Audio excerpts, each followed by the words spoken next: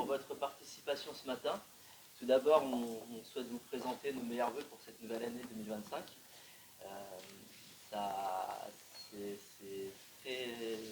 On me signale, hein, je me permets juste de revenir un peu vers moi parce que c'est les aléas du direct et du cadrage technique. On est aussi donc en direct sur le Facebook Live et ça nous permet aussi en même temps de saluer Maxime Dehou. Aujourd'hui, nous avons Romain Martin de Esquisse Line, maintenant Resinium, qui représente l'association Les Rettes, avec nous ce matin. Et nous avons Julie Baquier de Nature Comptable pour notre conférence de ce matin. Donc c'est le 49e Petit Déj Pro. Je vais laisser la parole à Romain Martin pour 2-3 petits mots sur l'association Les Rettes. Et ensuite, on donnera la parole à Julie Baquier pour démarrer ce Petit Déj Pro sur la thématique du bilan carbone et notamment comment s'en démarquer en tant qu'entreprise et comment le valoriser. Romain. Merci Sofiane, bonjour à tous, bonne année à tous. Moi je suis le vice-président des RED, donc Romain Martin, donc aussi le gérant de la société Esquisse Line, maintenant devenue Resinium. Les RED, qu'est-ce que c'est? C'est entreprendre et réussir dans l'Est de Touraine. Donc le but de notre association est de fédérer les chefs d'entreprise du territoire et puis d'être une force pour vis-à-vis des institutions locales, des acteurs économiques et d'arriver à dynamiser aussi le territoire. Et donc ce matin, on a la chance d'accueillir Julie donc, pour se démarquer grâce au bilan carbone, donc avec un titre un petit peu accrocheur, j'ai trouvé, et qui n'est pas forcément des choses qu'on a l'habitude de voir encore peut-être dans nos actions de tous les jours. Voilà, tu as la parole, Julie, à toi. Je vais commencer par une petite introduction. Déjà, je pense que comme vous le savez tous, le climat est en état d'urgence. À titre de comparaison, il faut savoir qu'en 10 000 ans, on a pris 5 degrés de réchauffement climatique. Ça a suffi à nous faire sortir de l'ère glaciaire. À aujourd'hui et depuis l'ère pré-industrielle, est-ce que vous avez une idée d'à combien on en est de réchauffement là?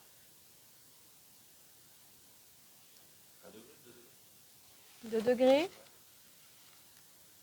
2 degrés 4 degrés. 4 degrés. On en est à 2,7. 2,7. L'accord de Paris en 2015 prévoyait 1,5 et surtout rester en dessous de 2. C'est un peu raté. Voilà. Pourquoi la température mondiale augmente? Bien sûr, c'est parce qu'on émet trop de gaz à effet de serre, trop de CO2 principalement. Est-ce que vous avez une idée de combien on émet par an dans le monde en milliards de tonnes de CO2?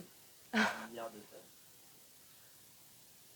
Est-ce que tu peux nous donner une tranche déjà pour qu'on puisse un peu se situer?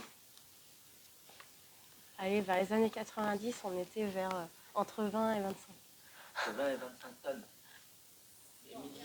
Non. Une idée? 100? Non, quand même pas. Non. On est à 37,4. Pas mal avec 30. Bon, en gros, on a quasiment doublé en 30 ans. Ça fait beaucoup. Bon, là, du coup, la question qu'on se pose, c'est, oui, mais que faire? Que faire? Donc, que faire? Ça commence par un bilan carbone, du coup, pour voir où est-ce qu'on en est, voir où est-ce qu'on veut arriver et quelles actions, donc, pour ce faire. Donc, le bilan carbone, en fait, ça va être un outil clé qui va permettre de comprendre et réduire notre impact environnemental. Je vais d'abord définir qu'est-ce que c'est un bilan carbone, quel est son intérêt, donc, quel est l'intérêt d'en faire un, bien sûr, la méthodologie, c'est-à-dire comment ça se passe en vrai, concrètement, et comment le valoriser auprès des tiers, comment en faire un avantage, en fait.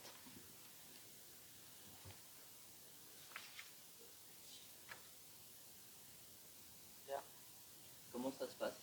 Je vais en parler après. On parle après? Ouais. D'accord. Bon, c'était un petit teasing alors. Ouais, c'est ça.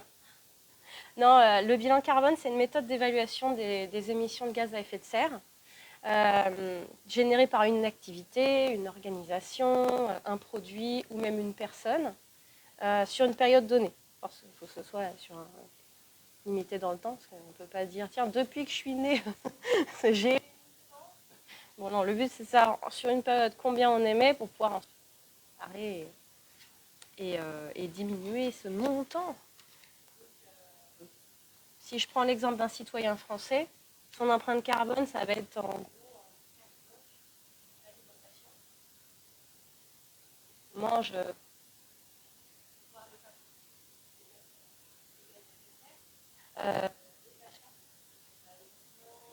mes lunettes.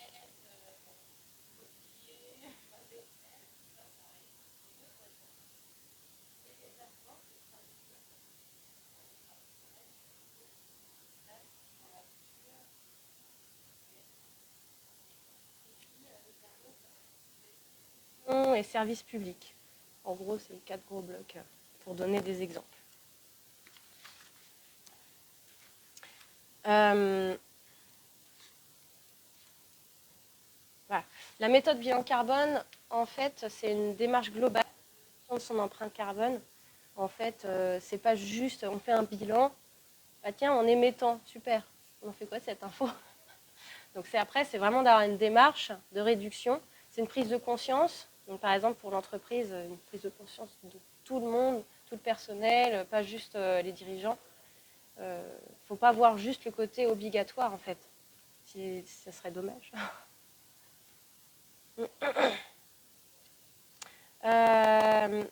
En fait, le bilan carbone, il ne se contente pas il prend en compte les effets de serre. Est-ce que vous vous rappelez à peu près qu'est-ce qu'il y a comme autre gaz à effet de serre?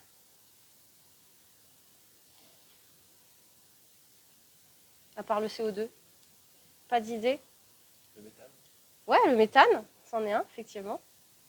Bon, les autres sont moins connus. Hein. Il y en a pas mal quand même. Hein.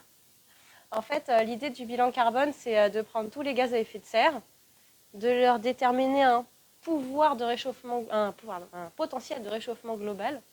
Parce que les gaz à effet de serre n'ont pas tous le même potentiel de réchauffement. Il y en a qui réchauffent plus que d'autres, qui ont plus d'effets de serre que d'autres.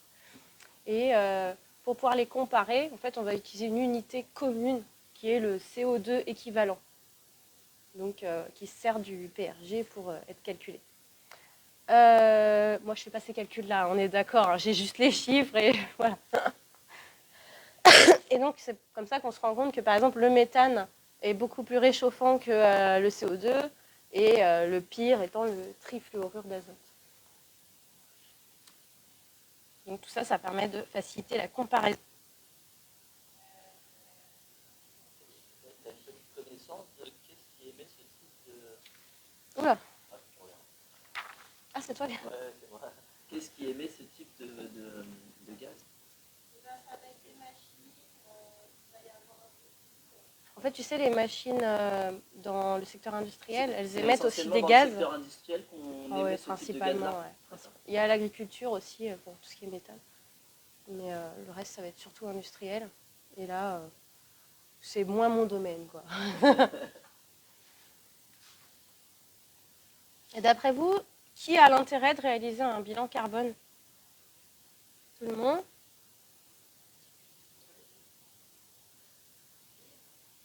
Et sans oublier les collectivités. Donc les entreprises, effectivement, bah oui, pour évaluer l'impact de leur activité. Oui, pour certaines, répondre à des obligations.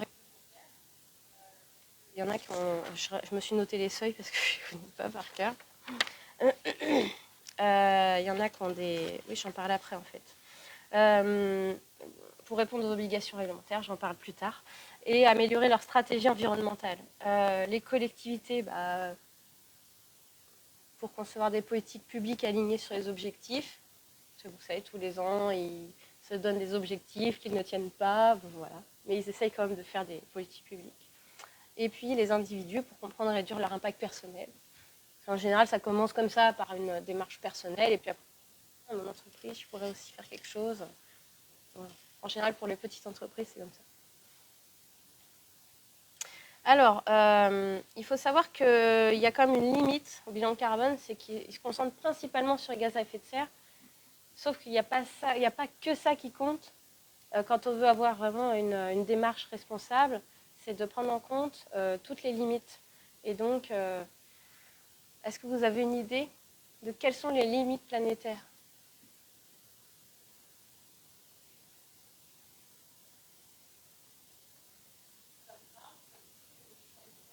Vous n'avez jamais vu ce graphique là avec les limites? Ça vous dit rien? Alors ça, c'est les limites planétaires. Et en 2024, on en a dépassé une supplémentaire. Donc, vous vous rendez compte que là, le CO2, c'est ça, c'est le climat, c'est ici. Donc, c'est pas forcément le pire. Évidemment, tout est lié. Donc, forcément, quand on va baisser les émissions de CO2, il va y avoir peut-être moins de réchauffement, donc peut-être moins d'extinction, et ainsi de suite. Mais on se rend compte quand même que les plus grosses limites dépassées, c'est la pollution. Ah mince. Ouais, faut pas toucher, sinon Ah oui, ça aide. c'est la pollution et les extinctions. Ça, c'est les extinctions aussi. C'est les plus élevés. Et donc, en 2024, on a dépassé la limite de l'acidification de l'océan. Il nous en reste 3 à dépasser. Je ne sais pas si vous vous rappelez, il y a quelques dizaines d'années, on avait dépassé au niveau de la couche d'ozone. Mais on a réussi à inverser la tendance. Donc c'est que c'est faisable.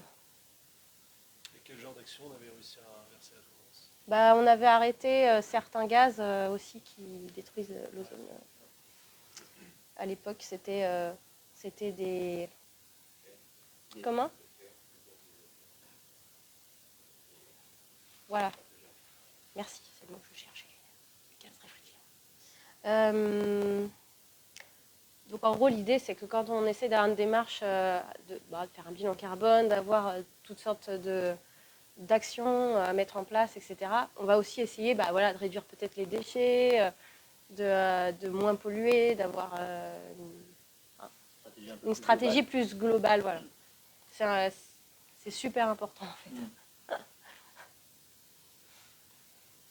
Alors, pourquoi réaliser un bilan carbone? Est-ce qu'il y en a qui ont une idée? Pour se rendre compte, ouais. S'améliorer, tout à fait.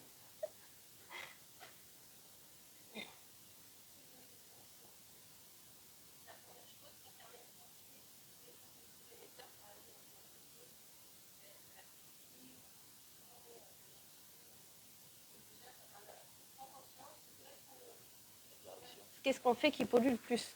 Parce qu'en fait, des fois, c'est pas du tout ce qu'on imagine.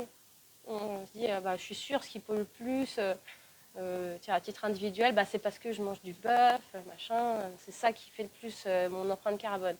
Puis en fait, si on fait le calcul, on se rend compte que, non, en fait, c'est mes trajets en voiture. Bon. Et du coup, ça va changer peut-être les actions que vous allez mettre en place en premier.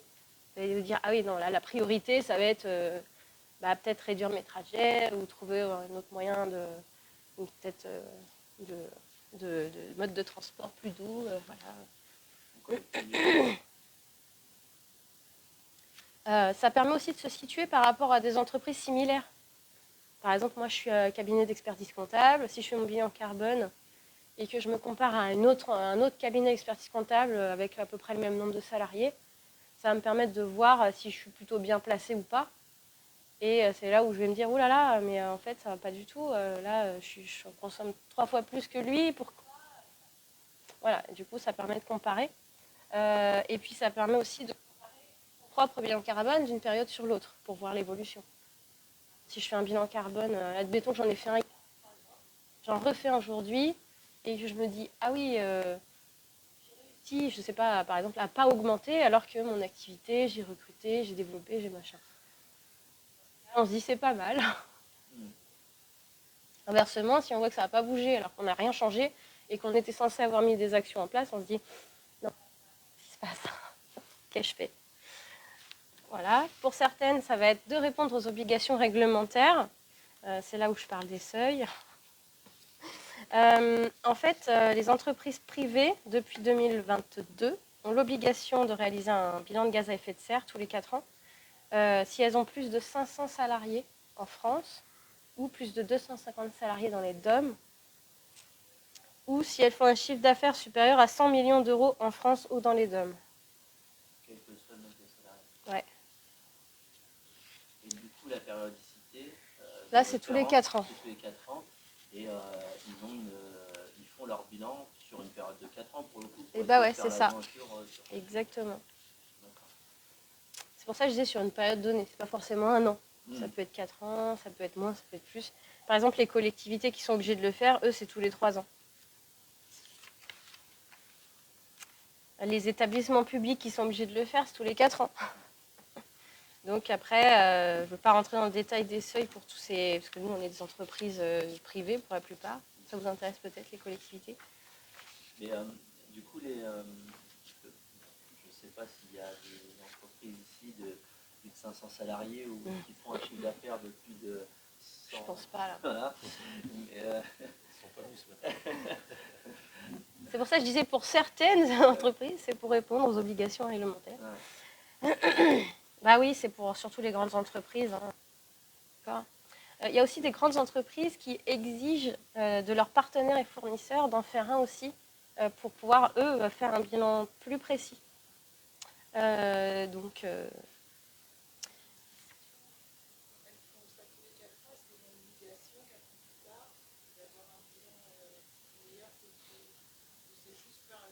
Non, pour l'instant, c'est juste faire un bilan, ouais.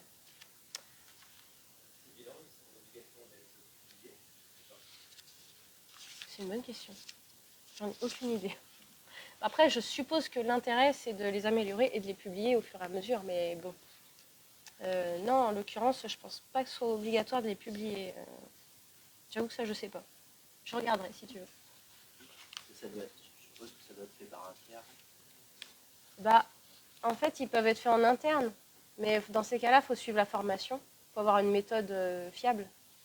Mais je pense qu'on est moins indépendant quand on le fait soi-même. C'était surtout par rapport à ça. Mais ouais, en soi, on peut le faire soi-même. Bah, c'est comme la compta, tout le monde pense que c'est obligatoire d'avoir un expert comptable, par exemple. Alors que vous pouvez vous le faire vous-même, hein, la compta, mais il faut savoir le faire. Ouais. Encore faut-il savoir le faire, voilà. Et puis, ça peut être un avantage compétitif de faire un bilan carbone, parce que, par exemple, je pense que les obligations vont se durcir au fur et à mesure. Peut-être que c'est mieux d'anticiper et de le faire volontairement. Comme ça, le jour où ça devient obligatoire, non seulement on est prêt, mais on est meilleur que les autres. Ça permet aussi de se positionner comme un acteur engagé et responsable. Ça augmente la crédibilité auprès des clients et des partenaires. Et puis, pour les petites entreprises, ça permet aussi, ça peut avoir un intérêt qui vous répondent à des appels d'offres, par exemple. Parce qu'au fur et à mesure, aussi vont choisir des fournisseurs ou des prestataires qui sont plus responsables. Ça va être un critère. Et puis, c'est ça. Quand on travaille avec des grandes entreprises, en tant que sous-traitant ou fournisseur, pareil, celles qui sont soumises à des obligations vont commencer à demander des comptes à tous les tiers avec qui ils travaillent. Donc forcément, bah après, ça devient même un risque que votre contrat saute si vous êtes moins responsable qu'un autre. Donc ça peut être intéressant de ce côté-là.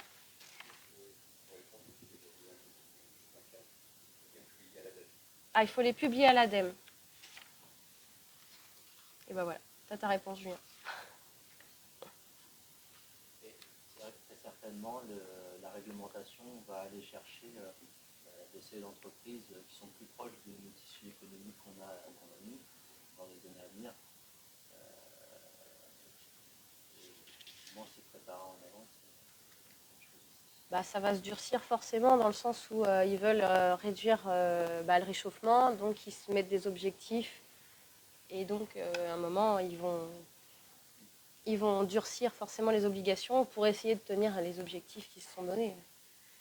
Maintenant, quand on a décidé de faire un bilan carbone, comment ça se passe? Je vous présente les différentes étapes. La première étape, ça va être de nommer un pilote objectif.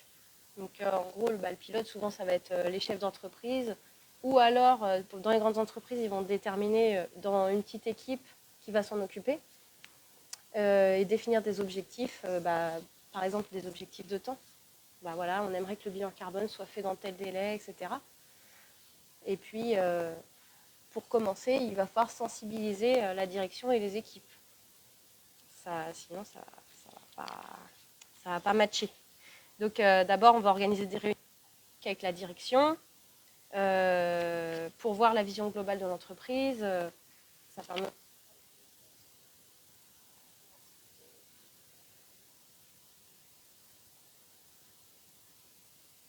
où est-ce qu'ils fabriquent, etc. Et surtout, avec la direction, il faut montrer les impacts positifs à long terme. Enfin, nous, notre rôle quand on est prestataire en bilan carbone, en tout cas, c'est ce qu'on va chercher à faire. On va d'abord chercher aussi à convaincre la direction. Ceux qui le font par obligation, on va essayer de les convaincre du bien fondé de la démarche, et pas juste par obligation. Parce que s'ils ne sont pas embarqués dans l'idée de décarboner, etc., leur activité, ça va être vraiment compliqué de mener à bien le bilan carbone. En fait, c'est une vraie gestion de projet qui se met en place parce que c'est hyper... on va vraiment se faufiler dans l'entreprise et être hyper indiscret sur tout. Donc, il faut quand même essayer d'être bien accueilli. C'est pas toujours simple. Donc, voilà, on va essayer de montrer les impacts positifs à long terme. Par exemple, il peut y avoir une réduction des coûts. Admettons qu'on change, je sais pas, tout un système de chauffage au fioul par des pompes à chaleur. Bah, quand on est chez soi, par exemple, on va vraiment réduire le coût de l'électricité, du chauffage, etc. Forcément, ça va faire des économies, même si sur le coup, c'est un investissement. Donc, c'est ça qu'on va essayer de mettre en avant. Vous faites un investissement, mais vous allez faire des économies par derrière. Montrer l'attractivité pour les clients aussi. Parce que forcément, il y a des clients, ça va les intéresser plus de prendre un produit dans une entreprise qui est plus responsable que ses concurrents. Ça peut être des opportunités commerciales, donc, et ça peut aussi attirer des salariés ou fidéliser ceux qu'on a déjà. Les gens sont en quête de sens, donc ça joue. On va sensibiliser l'ensemble du personnel. Donc là, ça va être des ateliers ou des interventions. Je ne sais pas si vous avez déjà fait des fresques du climat, des choses comme ça. Ça permet de sensibiliser l'ensemble du personnel. En plus, ça fait un atelier collaboratif. C'est pas mal. Ça fait du team building en même temps. D'une pierre deux coups.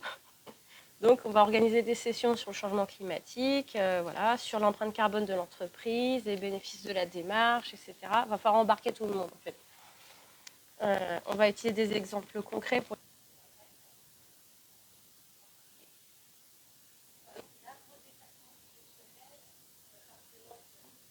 des émissions qu'on fait.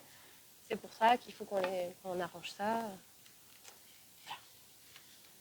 Ensuite, l'étape 2, ça va être qu'est-ce qu'on comptabilise dans les effets de serre de l'entreprise. Donc, le périmètre à comptabiliser, c'est vraiment toute l'activité du début à la fin, les émissions directes, les émissions indirectes, vraiment tout, c'est-à-dire la fabrication des matériaux entrants, donc les matières premières, etc. Ça va être le transport de ces matériaux, ça va être l'énergie et tout ce qui concerne le processus de transformation. Le transport après transformation, ça va être aussi le produit fini, comment il est utilisé par le client. Et oui, ça aussi. Ça va être les déchets, donc la fin de vie du produit, les déchets produits pendant le processus, mais aussi la fin de vie du produit, comment il est jeté à la fin et comment on traite les déchets à la fin. Ça va être le transport des personnes, donc les clients, transport des clients, comment ils sont venus au magasin par exemple, le transport des salariés, comment ils sont venus au travail. Tout est compris dedans. En tout cas, dans la méthode bilan carbone, on prend toutes les émissions directes et indirectes. Tout ce qui est à comptabiliser, c'est normé. Oui, bien sûr. Tout est normé. Et puis, bien sûr, c'est-à-dire vos investissements. Par exemple, vous avez construit un bâtiment, ça a émis beaucoup de CO2 pour construire ce bâtiment. Alors évidemment, on ne va pas le prendre d'un bloc comme ça, on va le prendre sur plusieurs années. C'est comme un amortisseur. Pour ceux qui connaissent, on va prendre un bien qu'on a acheté 100 000 par exemple, et puis on va l'amortir pendant 10 ans de 10 000. Et ben, c'est le même principe, on va amortir sur plusieurs années le Sur coût. la période de référence. Voilà. Non, pas sur la période de référence, ça va être sur, si c'est un immeuble, ça va être sur 25, 30 ans. D'accord. Et ce qui va être comptabilisé, c'est la période de référence du bilan carbone. C'est ça. Donc là, par exemple, si c'est 4 ans, ben, on va prendre, je sais pas, par exemple, un quart du bilan complet de...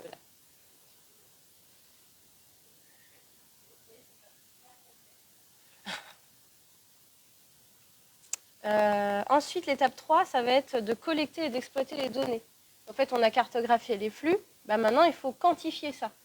Ok, on a vu tout ce qu'il y avait comme flux. Maintenant, c'est combien de kilomètres, c'est combien de produits, on fabrique combien de, je sais pas, si une entreprise elle fabrique des gants, je dis n'importe quoi, il y a combien de gants fabriqués, donc, et puis on va essayer de faire un truc par gant par exemple. Je sais pas si par exemple il faut, je dis n'importe quoi, 100 grammes de laine, et que pour produire cette laine, ça coûte X en CO2, vous voyez. Ouais. On multiplie, c'est comme ça que c'est pour arriver à avoir un coût carbone par gant. C'est l'idée. Ouais. Donc, il va falloir tout quantifier. Donc, pour ça, il va falloir créer aussi des processus périodiques. Donc, c'est-à-dire, par exemple, des tableaux de bord pour quantifier tous ces flux-là au fur et à mesure pour que le prochain bilan carbone soit beaucoup plus précis. La première fois, ça va être hyper galère d'avoir les infos. Oui, les clients, comment ils sont venus, etc. On n'a pas encore noté ça. Donc, on va essayer de prévoir un nouveau tableau de bord peut-être, pour noter ces choses-là pour le prochain bilan carbone. Donc, les clients, je suis venu en voiture, j'ai fait X kilomètres, puis on va le noter au fur et à mesure. Ça va être un peu compliqué pour certains postes, mais bon, ça se fait. Et en fait, reporting, en fait, périodique. Ça peut être tous les trimestres, par exemple, tous les mois, ça dépend des boîtes. C'est pour ça qu'on a besoin de la participation active des équipes, parce que s'ils ne sont pas embarqués dans le projet, eux, ça va juste les embêter, quoi, vraiment. Ils vont se dire, oh là là, mais ils nous gonflent avec leur bilan de carbone, là. Oh, il faut compter tout ça, il faut que je donne mes kilomètres, et puis de toute façon, ça ne les regarde pas. Donc si vous n'avez pas d'abord embarqué les équipes, ça va être compliqué. Donc, dans les équipes, ça peut être l'occasion de faire émerger des ambassadeurs climatiques. Quand il y a des salariés qui sont plus engagés que d'autres, ils peuvent...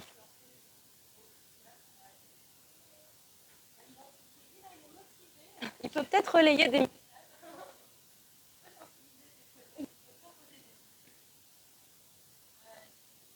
participatifs de données, voilà, pour le prochain bilan carbone. Il va falloir expliquer comment chaque service peut faciliter la collecte des données. Et puis, il va falloir créer un sentiment d'appartenance à la démarche.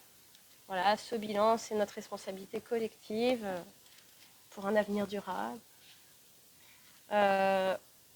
Donc, voilà, on va améliorer le reporting grâce à l'implication interne, c'est ce que j'ai dit tout à l'heure. L'étape 4, une fois qu'on a compté tout ça, ça va être l'action. On ne va pas juste faire un bilan et rien derrière, ça ne sert à rien ça. Donc on va justement, ce bilan, ça va permettre d'avoir identifié c'est quoi qui pollue le plus, c'est quoi qui fait le plus de CO2, etc. pour pouvoir déterminer un plan d'action. Il y a plusieurs types d'actions à mettre en place. Il y a les actions immédiates, celles qui vont... on a fait le bilan carbone, on a fait toutes les démarches de sensibilisation, on agit tout de suite, ça motive les équipes. Ce n'est pas forcément qui vont avoir le plus d'impact sur l'empreinte carbone de l'entreprise, mais ça va motiver tout le monde. Par exemple, on va se mettre à trier les déchets, on va se mettre à des mobilités douces, on va essayer de faire plus de transports en commun, par exemple. Voilà. Faire du télétravail pour éviter les déplacements. Donc, tout ça, ça peut être des actions immédiates. Ça ne va pas avoir un énorme impact, mais voilà, on va motiver tout le monde. Voir les actions prioritaires. qui sont plutôt à moyen terme, où là, on se rend compte, par exemple, voilà, notre flotte de véhicules, c'est tout des vieux véhicules à essence qui polluent énormément, qui consomment beaucoup. Déjà, on se rend compte qu'il y a un risque. Bah oui, mais si demain, l'essence, elle double de prix, la boîte, ça ne va pas aller fort fort. Et en plus, on va avoir vraiment un impact important en faisant cette action-là assez rapidement. Et donc, c'est pour ça qu'on va dire que c'est des actions prioritaires. Donc là, ça va être de changer la flotte de véhicules, par exemple. Et le troisième type d'action, action stratégique. Là, c'est du long terme. Donc là, par exemple, ça va être, ok, là, mes gants, la laine, elle est produite à Péta ou Schnock, pas du tout de façon éco-responsable, on va faire autrement. On va peut-être mettre une stratégie d'éco-conception pour l'avenir, on va changer la façon de faire, avoir une pratique plus, par exemple, qui pollue moins et qui est peut-être plus respectueuse des animaux. Enfin, on va essayer de faire d'avoir une démarche globale, quoi. Donc ça, c'est du long terme, c'est plusieurs années. On va pas dire demain, bon allez, on arrête tout, on fait autrement. C'est partie des décisions stratégiques. Alors dans ce plan d'action, je suppose qu'il est chiffré, c'est des actions, des pansements qu'on peut faire très rapidement. Voilà, c'est ça. Voilà. Il y en a d'autres qui nécessitent des investissements peut-être un peu plus lourds. C'est pour ça que c'est du long terme. Ouais. De flotte de voitures. Bah oui. C'est un bon investissement. Après, pas forcément, parce que par exemple, si vous avez que des vieux véhicules, il y a un coût d'entretien qui est énorme. En plus, vous ne pouvez pas le prévoir, parce que quand une voiture elle tombe en panne, ou un camion, ou un tracteur, ça coûte cher tout de suite et c'était pas prévu. Alors que changer à une flotte de véhicules, on peut se dire qu'on va réduire ces coûts-là, qu'on va réduire le coût de faire le plein, etc. Donc en fait, il y aura des économies sur le long terme. C'est un investissement tout de suite, mais... Là, c'est aussi le conseil de l'expert comptable. C'est ça.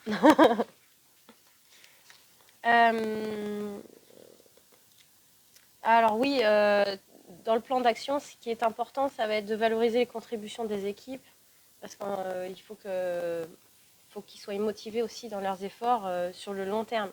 Donc il faut leur montrer les résultats concrets des actions qui ont été mises en place et de leurs efforts au fil du temps pour qu'ils restent motivés. Il faut communiquer en interne régulièrement. Par exemple, créer des moments réguliers de partage, des petites réunions, par exemple trimestrielles, pour leur dire ça c'est super, on a réduit de temps, félicitations. Il faut garder la motivation de tout le monde. Il faut mettre en avant le succès, des exemples positifs d'autres entreprises avec des collaborateurs engagés, par exemple. Ça peut aussi motiver. Montrer les impacts des actions sur l'entreprise. Par exemple, justement, la réduction des coûts sur le long terme. Par exemple, une baisse de consommation d'énergie, ça fait des économies. Donc.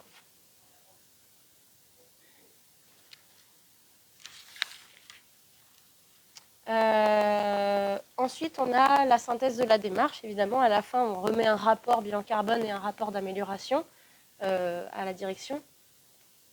Le but, c'est qu'ils aient quand même le rapport, évidemment, parce qu'il faut le publier, du coup. Et il y a un effet boule de neige positif, parce qu'une fois qu'on a commencé à réduire l'empreinte, l'entreprise peut se fixer des nouveaux objectifs, continuer de réduire son empreinte, embarquer tout le monde, motiver peut-être des confrères ou autres. Les salariés eux-mêmes vont se dire c'est une bonne démarche et puis je vais m'y mettre aussi à la maison. Voilà, en général, ça vient impacter du monde. Ça fait un élément en plus aussi peut-être pour la stratégie d'entreprise future. Exactement. Maintenant, vous allez me dire, mais comment je valorise et que je me démarque par rapport à ça? Ça, c'était quand même le sujet à la base. Une fois qu'on a fait ça, il faut communiquer dessus. C'est-à-dire que... Il ne faut pas avoir peur de le publier, déjà. Il faut communiquer avec transparence parce que si vous mettez trop de fioritures, entre guillemets, les gens vont vous accuser directement de greenwashing. Donc, il ne faut pas faire ça. Il faut vraiment communiquer avec transparence, avec sincérité sur votre démarche. Et puis, sur les réseaux, par exemple, faut partager les progrès de façon honnête. Voilà, j'ai réussi à réduire de temps. Et ça fait, ça peut avoir un impact aussi autour de vous. Et c'est ça qui fait qu'une fois que vous communiquez, c'est ça qui fait que votre démarche va être connue des tiers, des partenaires, etc. Il faut communiquer sur des supports adaptés. Par exemple, dans vos rapports annuels, avec une section dédiée à votre démarche. Il faut publier évidemment sur les réseaux sociaux, sur le site web, la démarche, avec vos actions. Qu'est-ce qu'on a mis en place? Quels sont les effets pour l'instant? Quelles sont les prochaines actions qu'on compte mettre en place? Ça permet quand même de montrer qu'on fait. Ça peut être aussi d'essayer d'obtenir des labels ou des certifications comme l'ISO 14064. Donc là, c'est le bilan carbone, mais en version hyper normée. Il faut que ce soit hyper précis. Là. Pour le coup, si ce n'est pas possible, par exemple, de collecter certaines données, vous ne pourrez pas avoir cette... Mais c'est faisable. Et cette certification-là, elle est officielle, voilà, on ne la donne pas à n'importe qui normalement. Donc là, pour le coup, c'est un gage de confiance pour les tiers. Faut faire une mise en avant commerciale. Oui, par exemple, si vous rencontrez vos prospects, vous pouvez en parler directement. Tiens, nous, on a une démarche, voilà. Qu'est-ce que vous en pensez? Insister sur les résultats concrets et les bénéfices clients. Par exemple, notre produit génère 30% de moins que celui du concurrent. Ça peut être... et puis, expliquer pourquoi. Parce que si vous dites juste ça, on va vous dire mais encore.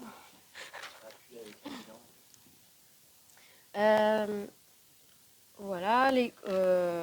Ah oui, ça permet aussi d'attirer des talents. Comme je disais, les gens sont en quête de sens. Si vous avez une démarche globale, responsable, etc., ça va attirer du personnel qualifié qui va venir pour votre entreprise parce qu'elle fait cette démarche-là.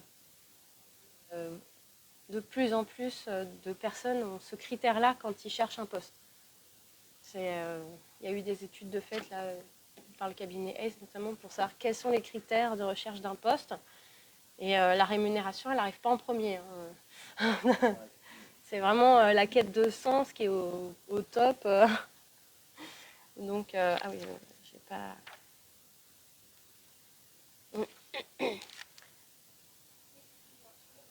inspirer d'autres entreprises. Quand vous faites, par exemple, des petites réunions avec... je sais que souvent, il y a des groupes de travail pour des professions, par exemple. Il y a des ordres aussi pour les professionnels. Souvent, en tout cas, il y a des communautés entre personnes qui font le même métier. Au moment de partager vos expériences, dire voilà, moi j'ai fait ça, tiens, qu'est-ce que tu en penses? Si à un moment donné on veut se comparer avec son frère, son concurrent, ça puisse poster aussi faire cette démarche.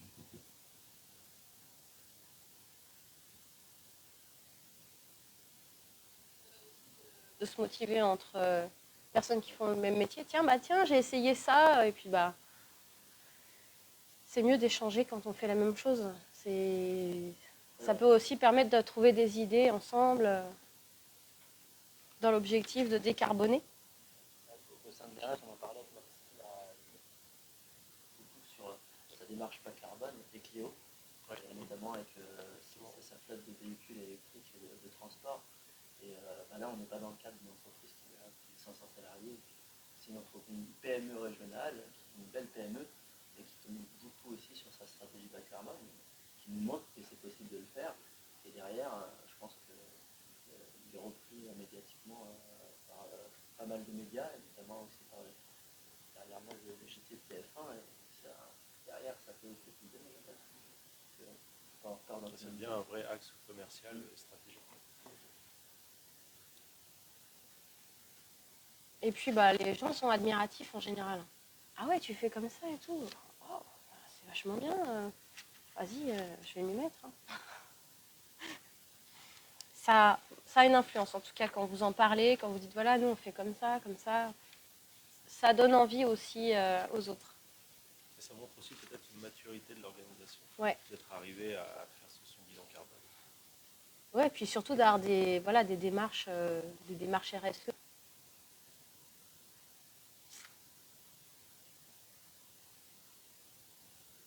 Les clients ou les partenaires, en général, ils sont.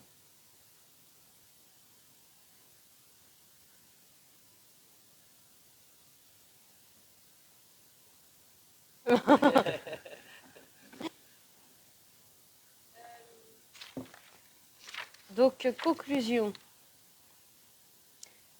Le bilan carbone, ça a quand même des bénéfices qui vont au-delà de la simple réduction des émissions de gaz à effet de serre. On est d'accord là-dessus, entre attirer de nouveaux talents, fédérer toute l'entreprise dans un projet commun. C'est en plus humainement, c'est vraiment intéressant. Amélioration de l'image, ouais, attractivité.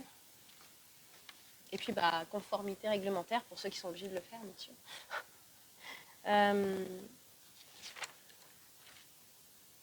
Ça permet de se démarquer commercialement par rapport aux concurrents.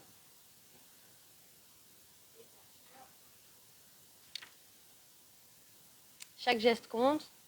On a quand même un réchauffement qui s'aggrave. Chaque dizaine de degrés compte. Que c'est d'abord aux Chinois de faire les efforts. Il faut bien se rappeler que nous, on s'est bien grassement développé, tranquillou, en émettant autant de CO2 qu'on voulait. Donc maintenant, c'est à nous aussi de faire les efforts, c'est normal. Et rendons nos entreprises plus responsables. Voilà ce que j'en dis. On va pouvoir passer à la partie questions-réponses, des échanges. Échanges, débats. Ou même voir un peu plus loin, si on a la chance d'avoir une expert comptable, si ça peut déborder un petit peu sur ce sujet-là, c'est possible aussi. La parole. La première question. Est-ce qu'il existe des organismes pour vous aider à faire ce bilan carbone?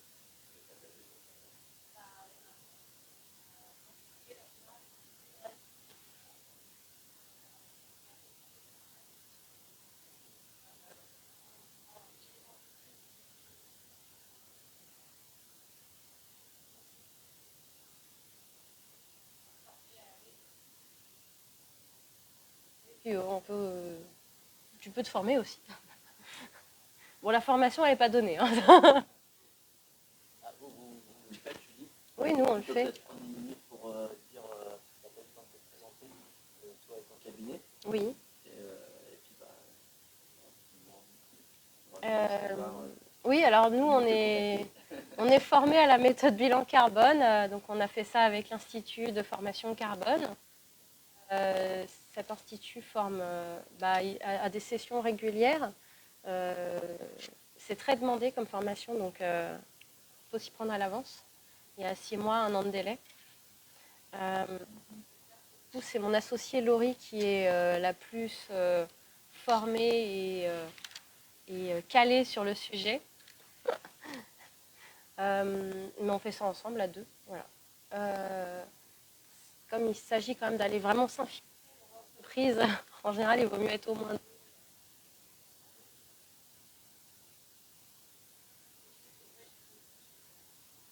Le projet, il dure longtemps. Ça dépend.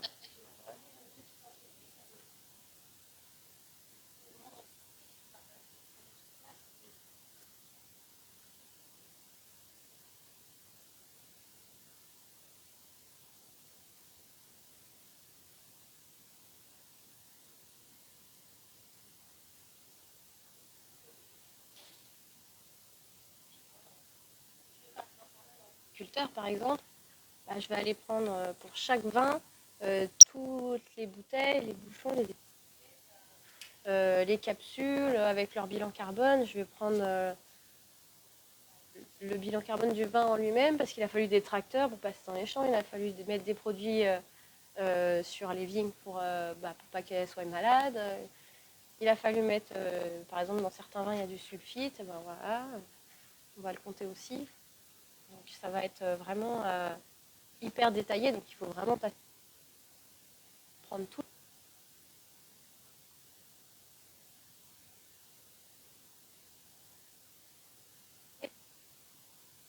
De chaque.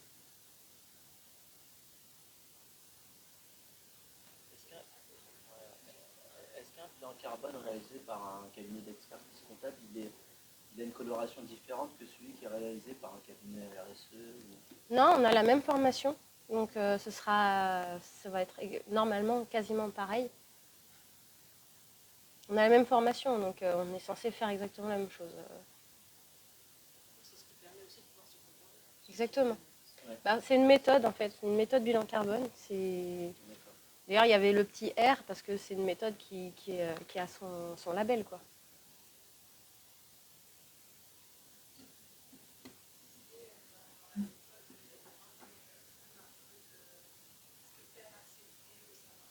Ouais.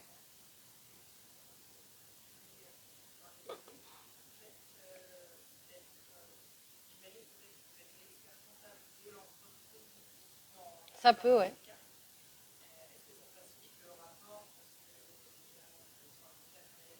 Ça peut, ouais. Ça peut, ouais. Après, il y en a qui considèrent que comme on fait la compta, on n'est pas censé faire le bilan carbone. Il y en a qui ont du coup pas forcément confiance dans nos capacités à faire un bilan carbone alors qu'on fait de la compta. Donc il y en a qui vont préférer prendre un organisme à côté qui fait que ça. Donc ça dépend des gens, des entreprises, de la confiance qu'ils ont.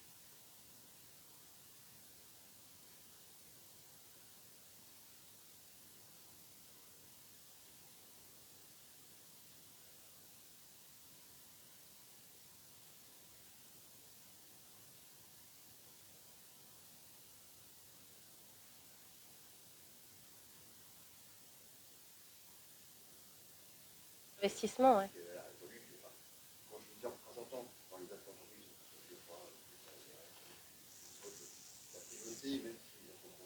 Ah bah oui, oui.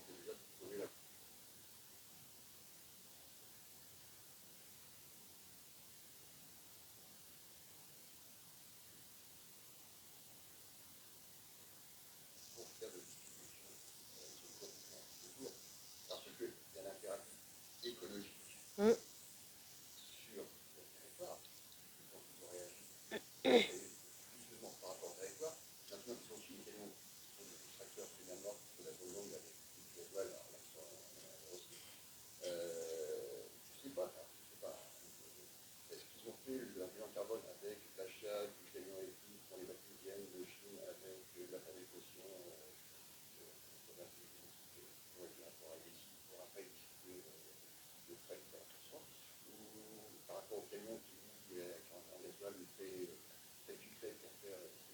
Ouais, ouais, c'est un débat qui est hyper. Mm.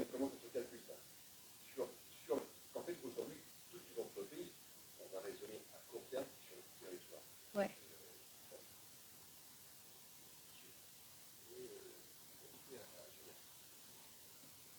Alors ça, c'est vraiment un débat hyper commun de se poser la question.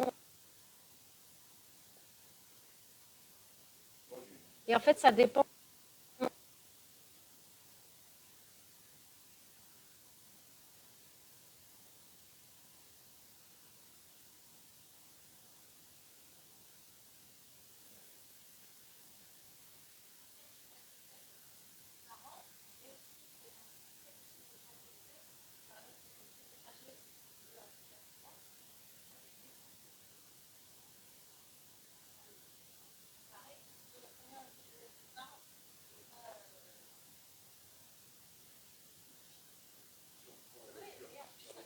avec son coût. C'est ça. Oui, bien sûr. Non, mais ça, c'est pris en compte dans le bilan carbone. Mais en plus de ça, ça dépend aussi où est-ce que vous fournissez en énergie. Parce que si vous êtes en France, le mix énergétique, c'est pas le même qu'en Allemagne, c'est pas le même qu'en Suisse, c'est pas le même que Donc clairement, en France, on penche vers de l'électrique parce qu'on est sur les centrales nucléaires, mais quand même de voilà, ce que vous faites comme travail.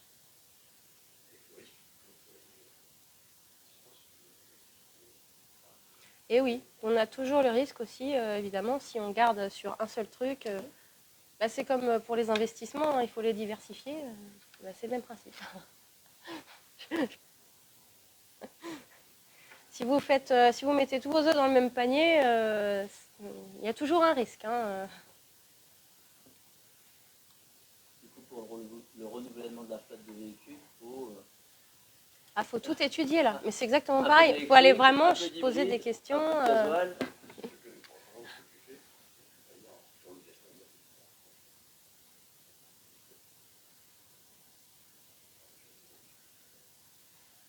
Parce qu'on en fait.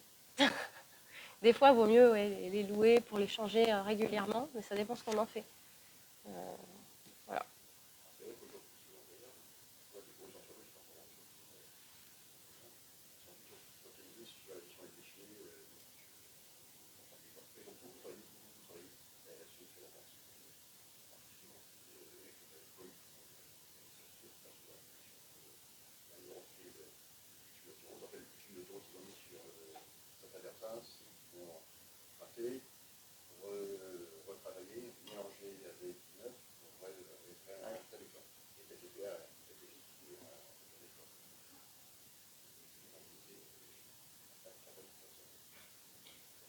Il y avait une question là-bas aussi tout à l'heure.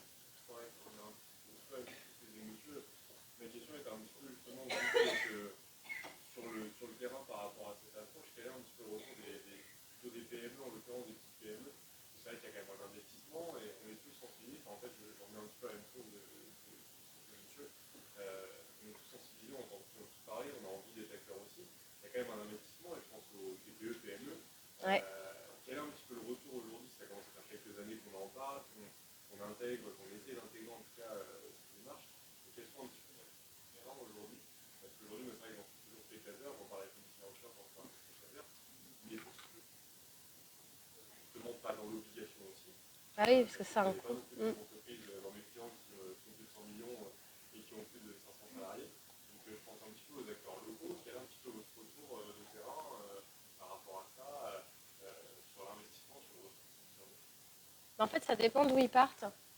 Des fois, si on part de loin, par exemple, nos bâtiments ne sont pas isolés, on a des vieux poêles à fioul en véhicule, etc. Le fait de renouveler, ça va coûter vraiment cher d'un coup. C'est un gros investissement. Par contre, vous faites vraiment des économies après. Bah oui, forcément, on va beaucoup moins consommer d'énergie si on est bien isolé, si les voitures elles sont plus récentes, elles consomment moins, et ainsi de suite. Part de loin, oui, vous allez clairement faire des économies. Par contre, si vous êtes déjà sur des choses récentes, ça va être difficile à améliorer. Malheureusement, le fait de devoir décarboner vos objectifs de développer. Forcément, si vous développez, vous allez forcément aggraver votre bilan carbone. Et vous n'y pouvez pas grand-chose parce que sinon, il ne faut pas développer. En même temps, il vaut mieux le faire. Non, parce qu'à un moment ou un autre, on est dans un monde fini. Il va y avoir des pénuries qui vont arriver.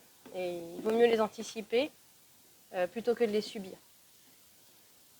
Après, sur notamment les aides publiques, de plus en plus les aides de développement d'entreprise ou à la reprise d'entreprise, l'acteur principal qui est la région Centre commence de plus en plus à conditionner l'octroi des aides à la mise en place soit d'une stratégie, soit d'actions qui visent à réduire un petit peu l'empreinte carbone.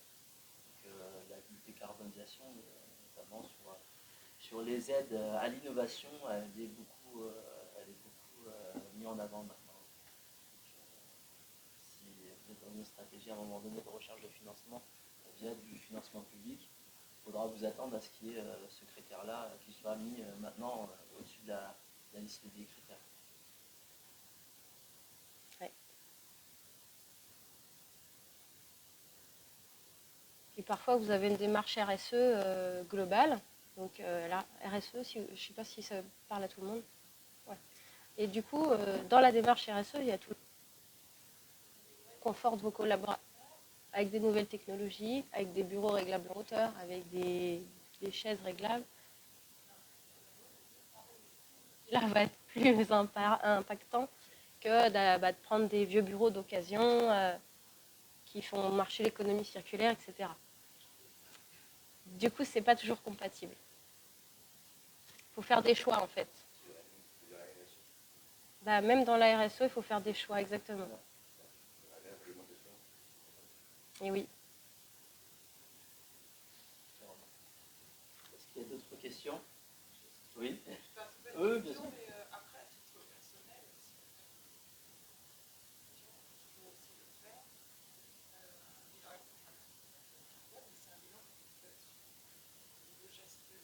Ah oui, oui, les bilans individuels.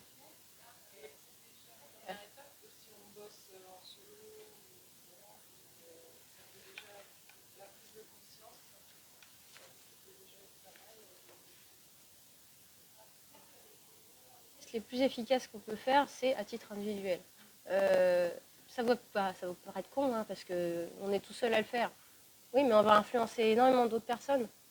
Et en plus de ça, je prends l'exemple d'un produit qui serait, je ne sais pas, suremballé, par exemple. Mais si plus personne l'achète, ils vont arrêter de le faire. Donc, en fait, c'est nous qui avons de dire que les multinationales, machin... Non, si on n'achète plus leurs produits, ils auront l'air bien cons. Donc, ils vont bien être obligés de changer leur façon de faire s'ils veulent continuer de vendre des produits. Donc, c'est nous qui avons le pouvoir, hein, nous, consommateurs. Vraiment, là-dessus, tu as raison, c'est qu'il faut qu'on fasse des... Enfin, moi, je suis convaincue, mais il faut convaincre tout le monde. La première étape, c'est ça. Personne n'est content. Mais ça peut être une première étape intellectuelle qui peut sensibiliser tout le monde. Et puis voilà,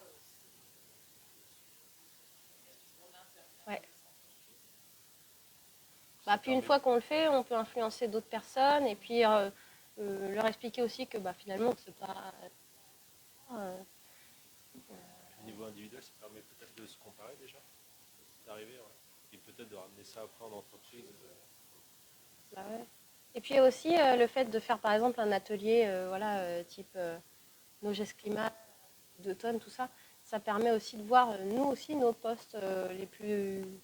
Parce que des fois on a des surprises, on pense que c'est tel truc, alors que non, en fait, ça va, le pire c'est ça. Par exemple, moi, mon problème, ça va être les transports. Puis en fait, en faisant le bilan, on se rend compte que non, en fait, moi, j'achète trop d'objets.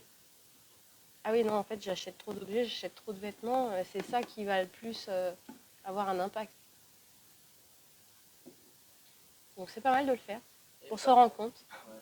Parmi vous, est-ce qu'il y en a qui ont mis un indicateur dans vos différents tableaux de bord qui comprend justement cette thématique? Est-ce que vous êtes, juste pour faire un petit sondage, est-ce qu'il y a un petit indicateur au moins ou pas forcément et peut-être ça? Non? C'est vrai que...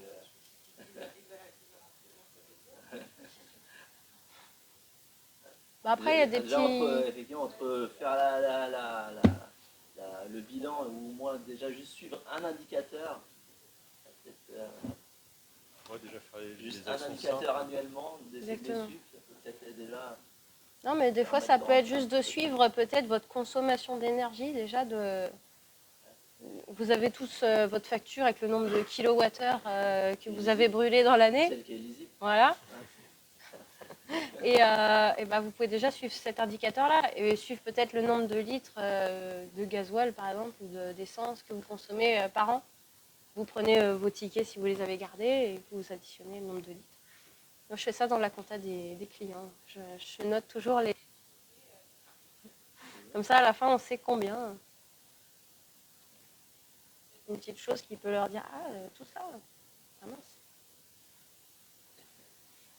Ensuite, j'influence pas, mais... personnel,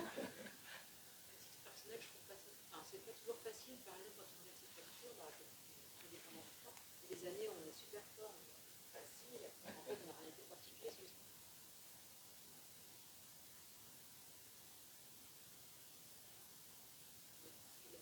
Et pourtant, j'ai pas l'impression temps, quoi. Ouais, il a fait plus mauvais. Ouais. Bon, après, c'est une remarque, hein, c'est pas forcément pour se culpabiliser, mais c'est vrai que c'est pas simple sur ces aspects-là, en tout cas, Ouais. d'avoir un impact et comment réduire si on a déjà fait attention. Oui, voilà, c'est global, hein, c'est pas juste Ouais. un critère qui faut valider. Ça, on peut en parler aussi. Hein. Il est 10h pile poil. S'il y a une dernière question, on peut la prendre. Sinon, on peut clôturer cette session. Voilà. Juste le petit QR code qui est là, qui vous permet de faire votre bilan carbone. Non, je rigole. C'est juste un petit questionnaire de satisfaction. Il y a 3-4 questions, c'est très rapide. Ça nous permet d'améliorer nos petits déj. Si vous avez juste à scanner ou le prendre en photo, vous pouvez le faire un peu plus tard. Ça vous prend même pas 30 secondes. Et ça nous rend grandement service. Puis je suis à votre dispo après pour échanger personnellement, Il y aura du café, si vous des le souhaitez. viennoiseries. Si vous souhaitez prolonger les échanges, c'est possible. Si vous voulez des infos sur les raids, c'est possible. C'est possible aussi. Voilà. Si vous souhaitez visiter la structure, c'est également possible. Tout à fait. On n'a plus qu'à vous souhaiter une bonne fin de journée. Merci pour votre participation et on vous donne rendez-vous au prochain numéro.